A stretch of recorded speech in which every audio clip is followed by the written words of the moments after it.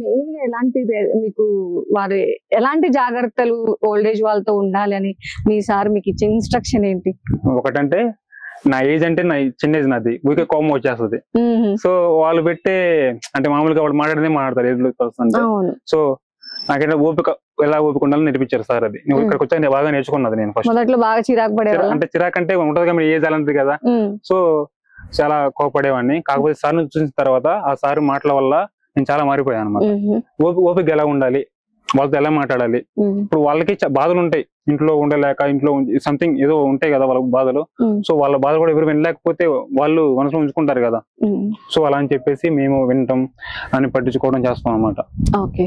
So నేను ఇందాక food కూడా తిన్నానండి. సో ఇక్కడ నేచురల్ గా కూడా పండిస్తున్నారు అంటారు, అందులో ఎలాంటి జాగ్రత్తలు తీసుకుంటారు? ఏంటంటే మేడం వాటికి మందులు ఎక్కువ ఏమన్నట, మన దగ్గర ఆవు పేడ ఎరువులు ఉంటాయి కదా. సో అవే వేసేస్తాం, ఎక్కువ అవే వేస్తాం. అండ్ వాటికి మన తోటమలన్నీ చూసుకుంటాం మంచిగా.